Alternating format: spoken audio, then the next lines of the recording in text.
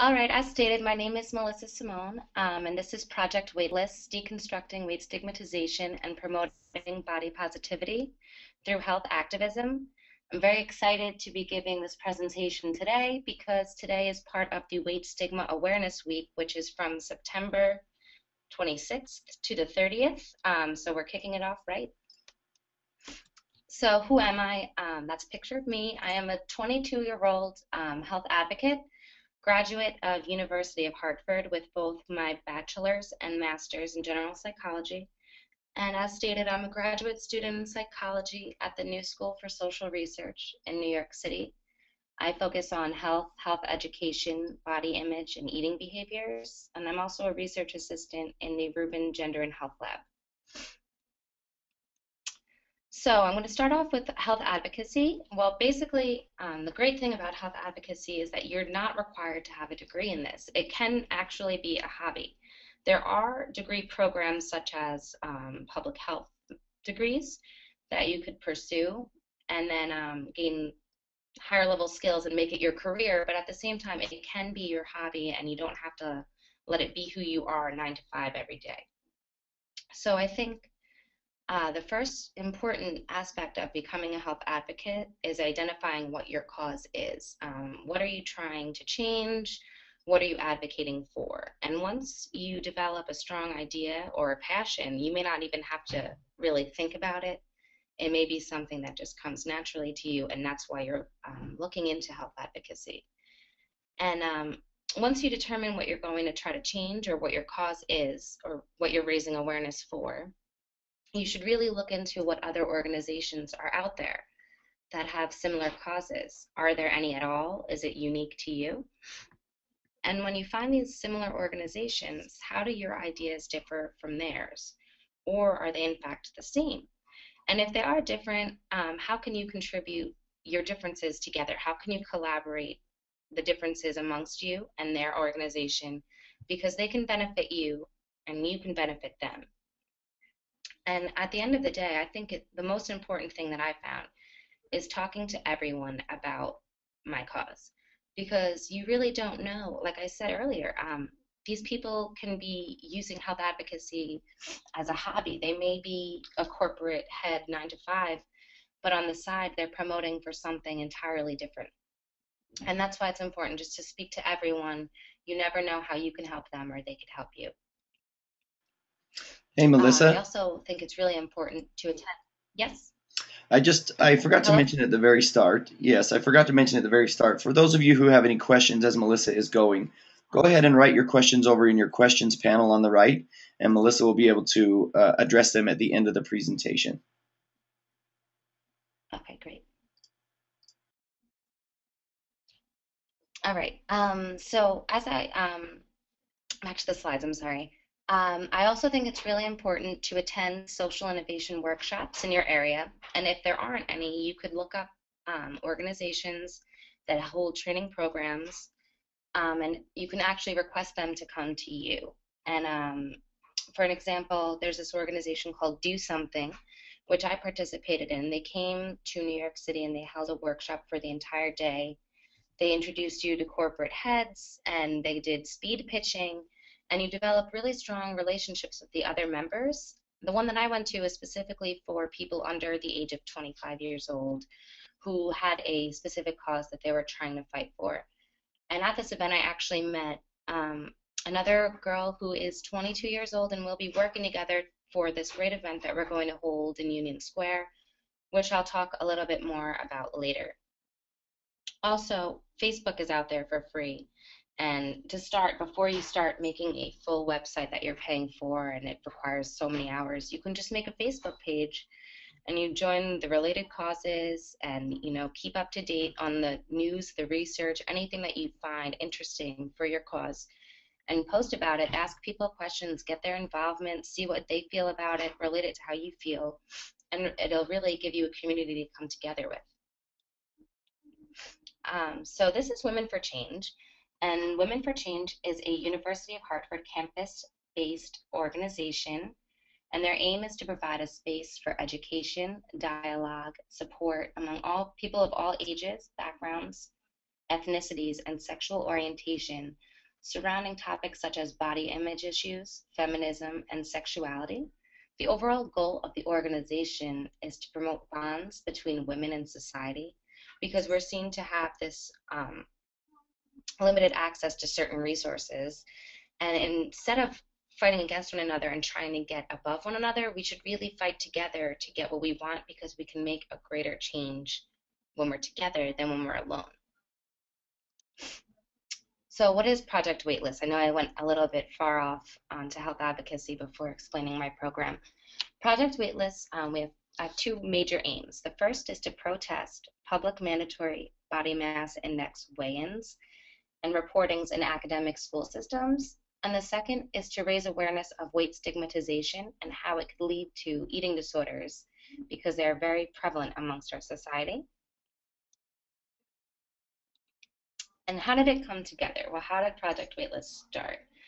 Basically, some states such as New York and Florida and a bunch of other ones mandate that public school systems collect their students' body mass index reports. Some schools even have report cards that are required in addition to students' academic report cards that will measure their weight loss for those who are classified in the higher end of the spectrum. So each quarter or semester, or however your school system works, in addition to your grades that will be sent home to your parents, so will your weight loss and your weight loss goals as given to you by your school system. To make matters even worse, these health programs and health education is being cut in school systems across the entire country, limiting the students' access to learning health behaviors and nutrition and how to be active in a physical way that's not harmful to your body. So they're expecting students to maintain health without actually being taught it. So how I ended up getting involved in this was that my little sister was put in a situation where she was mandated to have a BMI reporting, and they did this publicly because they wanted to save time and money. So instead of running students' body mass index reports separately, they were calculated on a screen in front of everyone for everyone to see. And as you can imagine, this was very hard for her because she was classified as overweight because of her muscularity as an athlete. But the point is not that she was miscategorized. The point is that these mandatory reports that are done publicly stigmatize students at a very influential time of their lives. It's already so hard to fit in high school and middle school. To have another thing to label you by is terrible for a child's self-esteem. So, as a Women for Change e-board member at the time, I brought my story to the organization at one of our Sunday mornings at our regular meetings. And the social support and the willingness of the organization in whole really put together these ideas that we ended up following up on to make a change in this. And I mean, maybe we haven't changed any state laws or mandations, but we're raising awareness, and that is really important. And that goes back to my next point, that you should always listen to your peers' ideas because you never know how you may be able to help them make a change. And if you're passionate about something, you have to do something about it, because if you're not going to do anything about it, then who will? So this is the body mass index scale, and I'm sure you see it in your doctor's office all the time. And it basically categorizes you by your height and weight, and those are all the critical cutoffs. I don't really need to go much further in it because I'm not a fan. So what are the issues with BMI reports? Well, approximately 16.3 million quote-unquote normal weight individuals are incorrectly classified each year. This is because individuals grow at an uneven rate. They do not assess the muscularity or frame size or ethnicity of the individual. And it's just mainly also, a lot of the time, height and weight are reported by the individual, and you may not even know how much you weigh or how tall you are. I mean, I don't know. I can give you a rough estimate. Anyway, so weight stigmatization is what occurs when an individual is placed into a weight class system, such as the BMI classifications I was just speaking of. It seems as though weight stigma may be highly present amongst adolescents in high school and middle school who are placed in these systems because, as I had said, it's already a very challenging time to fit in. Weight stigmatization is not only present in high school and middle school, it now equals or exceeds discrimination against race or gender. Physicians view and report that obesity is a behavioral problem. They report that overweight and obese patients are unattractive. Their interactions with their patients are often disrespectful, and it also prevents the patients from seeking treatment because why see a doctor who's going to treat you disrespectfully? There are a lot of consequences of weight stigmatization, and for one, it negatively influences your self-esteem. It also increases emotional eating behaviors, and emotional eating is defined as eating in response to stress without the presence of hunger and may be seen as a maladaptive coping mechanism. It also increases dietary restraint reports, which is restraining oneself from eating in the presence of hunger in an attempt to control weight. Weight stigma also increases body dissatisfaction reports, and it results in the avoidance of physical activity. And below are some images. Body dissatisfaction is defined as negative thoughts and feelings about your personal appearance and your body. And there are some pretty tarnishing images below, and as you could see, the one all the way to the right is she's probably about 7 years old, already measuring herself in front of a mirror in distress. So there are many consequences of body dissatisfaction. Obviously, if you view yourself in a negative light, you have a perception that others view you in the same way. Again, there's a high increased risk of disordered eating patterns, increased depression rates, increased drive for thinness, and lower self-esteem and increased stress. How does body dissatisfaction develop? Societal pressures, basically trying to fit this ideal image that is very unrealistic. Parental behaviors and relationships, so your parents may be maintaining high levels of body dissatisfaction within themselves. Social interactions, peers talking about being unsatisfied with their bodies, media images pressuring people to lose weight or to fit the ideal. Media influences may be leading to new disorders. This is something I've come into contact with recently in my research. Orthorexia is defined as the obsession with eating healthy and maintaining a pure lifestyle. There's obsessions with cooking techniques and meal preparations, fears of disease and illness by the way of food if you're not eating pure. Dietary restrictions not necessarily to lose weight, but more so by the contents of what you're eating. And there are a lot of stereotyped eating, such as raw foodism, veganism, fruitarianism, and macrobiotics. And the consequences of these disorders is that you may not want to go out with your friends. You may avoid social contact because you're afraid that you will break from your quote-unquote healthy lifestyle. These disorders are closer to obsessional disorders than they are eating disorders. So could body image become a chronic stressor? Because we have these thin, tight, firm, muscular ideals that are so demanding and unrealistic, we're constantly stressed to attain them, and it's not possible. Women also report that body appearance is their most important aspect in developing their self-concept. So if you're constantly fighting for this unrealistic ideal, you're constantly stressed because it's unattainable. Project Eating Amongst Teens surveyed about 4,000 teens across America, and these startling statistics indicated that about half of the females and a quarter of the males reported high levels of body dissatisfaction, and a third of the females and a half of the females and a third of the males use unhealthy methods of weight control, such as restraining themselves in the presence of hunger, vomiting, and the use of laxatives to lose weight. This is extremely scary to think that all of our teens across America are using these methods to control weight, and it's simply because we have these unrealistic ideals that are constantly broadcasted to us. So this is my study that I did. I'm trying not to get too bogged down with research here because I do have a huge activism portion that I want to get to. So what I did, I collected self-report measures from 61 female college students at University of Hartford, aged between 18 and 33. I had them report the perceived stress scale, the body satisfaction questionnaire, and the Dutch eating behaviors questionnaire using the emotional eating and dietary restraint subscales. What I was trying to, before I jump into the results, I was trying to understand why an individual will respond to stress by emotionally eating, and at another time respond by dietary restraint. What is different in those two contexts that makes them choose separate eating behaviors? And what I found was that perceived stress is directly related to emotional eating. So the more stress that you report, the more emotional eating behaviors you're going to report as well. And the beta coefficient is listed above that. And what was more interesting was this that I have here. It's called a total mediation model. So initially, it seemed as though perceived stress was directly related to dietary restraint with a beta coefficient of 0.39.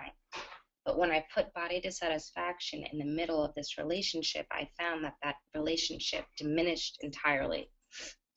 So perceived stress is not necessarily related to dietary restraint directly. However, perceived stress is related to it to the degree in which body dissatisfaction is built along the way.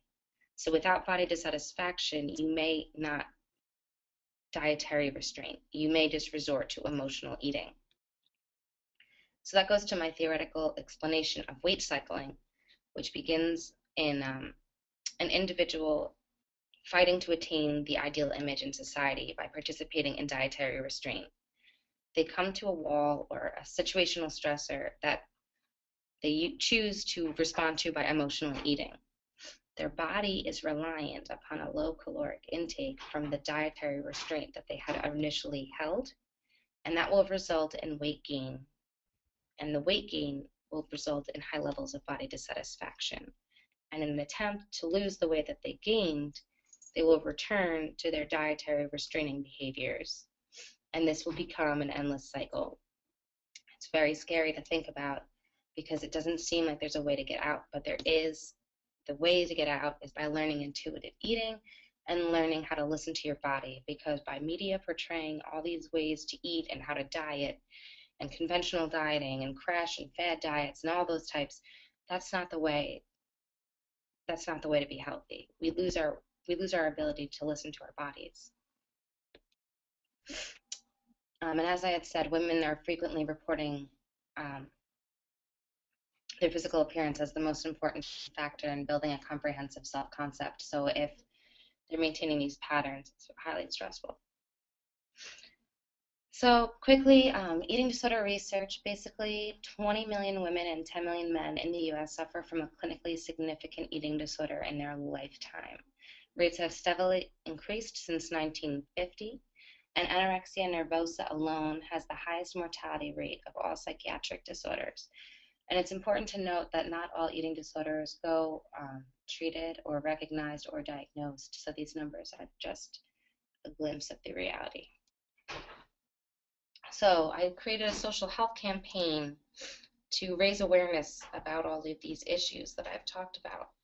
A social campaign strategy is successful for adolescents and young adults, which is the group I was targeting. So these campaigns involve sharing facts about peers and behaviors. I used flyers in common areas and dining halls and residential buildings at the University of Hartford to advertise. You can generate events that can get the public active and excited for the cause. And it's also important to use vibrant colors to attract attention. These are social health campaign strategies that I've read about in getting the community involved. So as I said, what is Project Weightless? Well, it is a social community health campaign. The contents of the campaign consisted of a scale smashing event, a photo shoot, a video shoot, an overall video campaign, the video release, which was set during National Eating Disorder Awareness Week, and a social activism page that is updated daily with news and research in the area. I'm going to quickly just jump to the page so that you guys can see it if it lets me here. Here we go. This is the page. There's a scale smashing from the first scale smashing. And we keep you up to date on some articles about weight stigma, events, just motivational pictures and stuff like that. So that's facebook.com/Project Weightless. Anyway, so here's the phase one, the scale smashing, with the advertisement that I created to the right. It allowed for active participation from students, and actually, it wasn't just students, it was people within the general community of Hartford. We held this event at the Jangor Student Union during open hour from 12:15 to 1:15. We invited people to bring their personal scales from the dorm side of campus to smash them with a sledgehammer, and promoted self-esteem and a level of respect for all sizes. We distributed neon wristbands with links to our networking site. We actually attained coverage from the University News, mentions on CBS Morning News and Fox CT, and I've received emails for weeks following the event from people from the greater Hartford community. It was a great event. It was a lot of fun. And here are some pictures of the event. As you can see, everyone's having fun. We had the hard hat, the goggles, the gloves. It was really a lot of fun. People were screaming across campus. It definitely generated a lot of attention. Here are some more pictures. There I am being interviewed by Fox CT. There I am also, and some of the other women and Women for Change. There's our sign. And the second phase was the video and photo shoot, which also we used a lot of bright colors to advertise across campus with these flyers. We asked people to say, "My weight does not define me, I am," and you can fill it in and choose whatever you want to do to define yourself. Instead of a weight or a number on a scale, who are you as a person? What makes you unique? And these are some of the things people chose, and this was at the photo shoot. And the top left corner is Women for Change Executive Board of that year. And we had some men, women, professors. People just came to show support for the cause, and it was really a lot of fun. Everyone got unique in their own photography. Here are some more pictures, a male professor, some people from the community, supporters of Women for Change. Dr. Mala Madison in the top left corner, who is the founder of Women for Change, my mentor. She's great. Without this and without Women for Change, Project Weightless would have never happened, so I have a lot to thank for them. And I'm going to show you the video now. It's a quick 5 minutes. This was released, as I said, during National Eating Disorder Awareness Week. Let's see if we can open it up here. In 2012.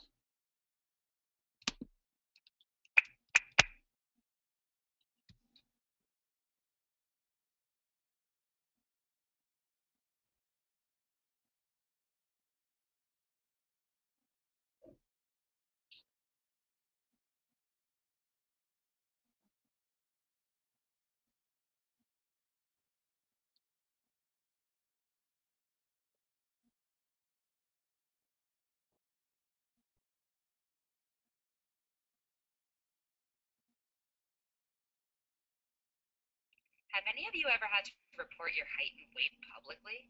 I would feel mortified. Me too. Well, this happens all the time, and it's state-mandated body mass index weigh-ins. What, like we don't have enough in this culture to make us feel bad about our bodies? Yeah, seriously. Someone needs to do something about this. It's totally not right. We're Women for Change, and this is what we do. And we're all about supporting body image causes and making a difference. No part of your physical appearance should define who you are on the inside as a person. The people in this video are not allowing themselves to be classified by a number on a scale, and you should join us today. I am here to tell you that you are far more than your body. My weight does not define me. I am smart, funny, and fabulous. I am beautiful because I see my flaws, perfectly imperfect, resilient, empowered, free, and I'm a ninja. I am a fighter. I'm a lover. I am beautiful. My weight does not define me. I am intelligent. I am a family member. I am the future. I am strong. I am everything else that's inside. I'm a feminist. I'm an intellectual. I am compassionate because I have felt grief. My weight does not define me. I am not perfect in appearance. I am perseverance. I am not a number. I am a human. I am uniquely kind-hearted, strong, intelligent. I am a daughter, a sister, a friend, and an educator. I am an individual. I am unique, and I am independent. My weight does not define me. I am alive and kicking. Yay! I am happy. I am a college professor, and I'm awesome. I am vivacious. 36, 24, 36 does not define me. I define me. I am a passionate person who has a lot of love to give. I am a researcher who loves numbers, but not numbers on a scale. I am me. What you see here, or here, has no bearing on who is here. I am intelligent because I acknowledge what I do not understand. I am smart and have talent. I am riotous color, art, and poetry. I am strong, beautiful, bodacious, all smiles. I am a writer. My weight does not define me. I am a nice young man. To live good is to eat good. Weight does not define you either. You are the people you meet, and you're the places you go, and you're the things that you feel, and the kindness you have.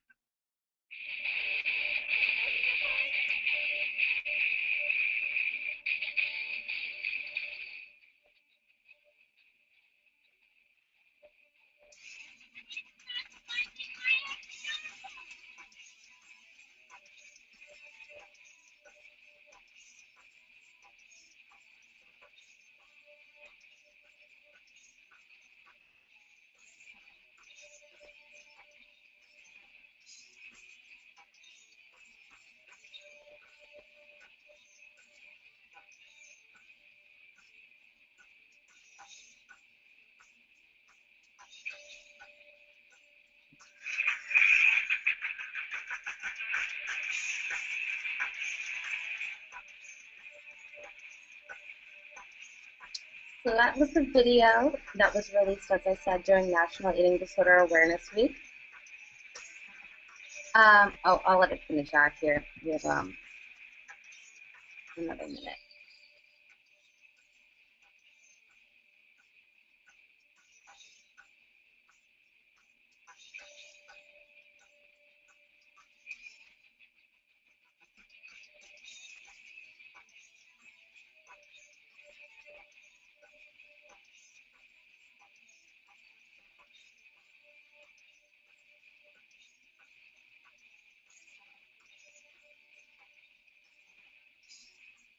We are women for change at the University of Hartford, and our weight does not define us.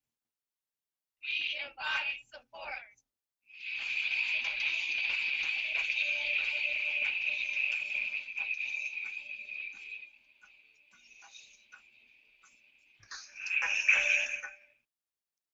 I just wanted to let it finish out there so that we could give the recognition who participated in the event.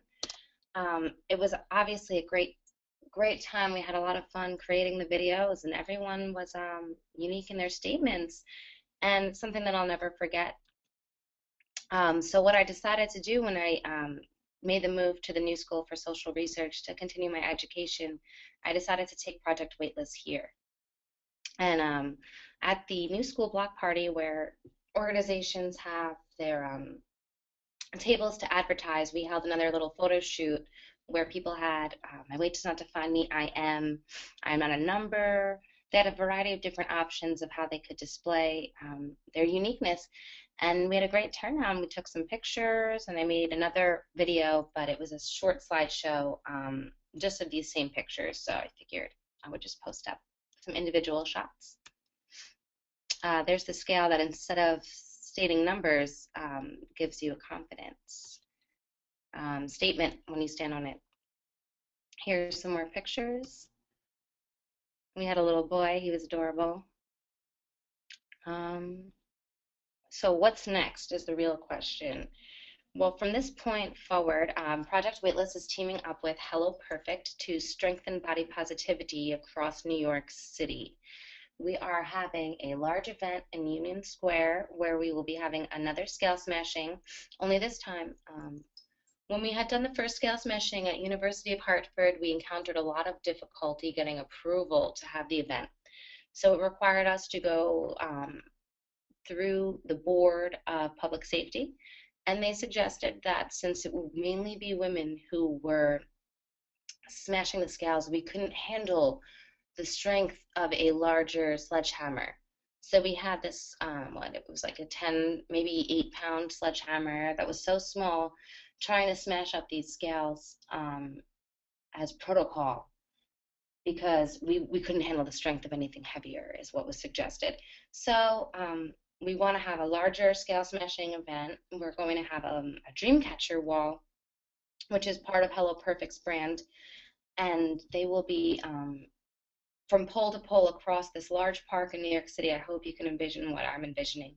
We'll be having yarn where individuals will write out their biggest dreams and put them on the Dreamcatcher, and with each yarn that is put up, the Dreamcatcher becomes an actual Dreamcatcher. It starts off as nothing, and we're going to build it into something.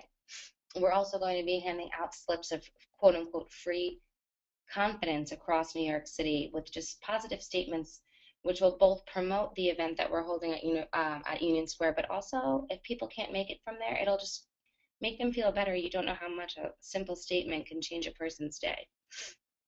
So that's what's next on Project Weightless agenda. And Women for Change at University of Hartford asks women to forego makeup and donate money to GirlCot, the industry's motivation to change natural beauty. So instead of spending your money on makeup, don't go without the makeup and donate the money you would spend on makeup onto a greater cause. It's ctgirlcot.org to find out more information.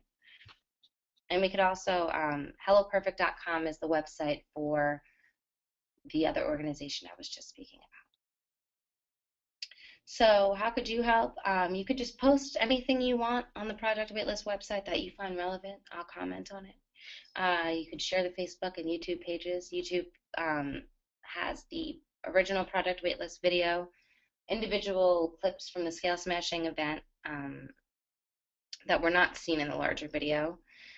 And you can keep an eye out for future events. We are struggling right now to develop the Union Square event in New York City because it is extremely expensive for a permit. So we have a site up that I believe will be sent out to you once I close out this presentation.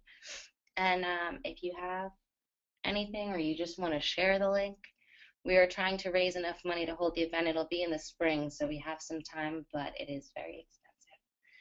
That actually does conclude my presentation, and I hope that you guys got some great tips from what I had to share.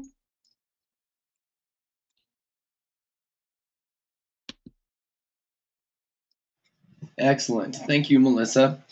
We did have one question. We actually have more than one. So let's see. Well, I might. Yeah, I think you have to. Yeah, that's fine. Okay. This one is from, forgive me if I ruin the last name, but mispronounce. This one's from Ian Bleckschmidt. It says, could you say more about what stereotyped eating is and how, for example, veganism is an example? Stereotyped eating, specifically, veganism doesn't necessarily fall under the stereotyped eating category. Stereotyped eating, let me pull it up. Okay, so it's an obsession with eating what is considered to be healthy and important dietary restrictions. So when it becomes stereotyped is when it's something that you obsess over and it affects your social functioning on a daily basis. When you can't do anything without thinking about it, you can't go out with your friends because that's all that you're going to be consumed with. It's not unhealthy to maintain that lifestyle unless it becomes something that indicates high levels of obsessionality. And I hope that that answers your question. Great, thank you. They said yes, thanks. Let's see. Chelsea Niebergall asks, so if eating healthy is really important to you, how do you know if you have crossed the line into orthorexia? I guess that goes back to the similar answer I just gave. However, orthorexia is not a diagnostic classification. It's in the works of being one.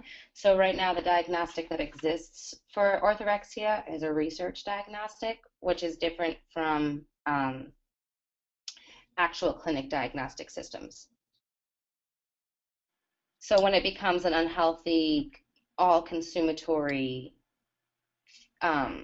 thing in your life, when eating healthy becomes restraining and restricting you from a social life, a real healthy, active lifestyle, that is when it becomes a problem. However, as I said, it is not a clinical diagnosis. It is in the research diagnostic stage. So I couldn't give exact criteria for it because it doesn't exist in like the diagnostic model for the DSM for psychology. Well, thank you, Melissa. This was an excellent presentation. I want to thank you once again and thank everyone for attending. Our next webinar in the Center for Women and Gender at Utah State University series, I believe, is October 16th with Dr. Susan Shaw. We'll be sending out information about that for everyone to attend there. And Melissa, thank you once again for sharing your time with us. Yes, thank you for having me, and thank you everyone who joined us tonight. Awesome. Everyone have a great day and a great weekend. All right, thanks. You too.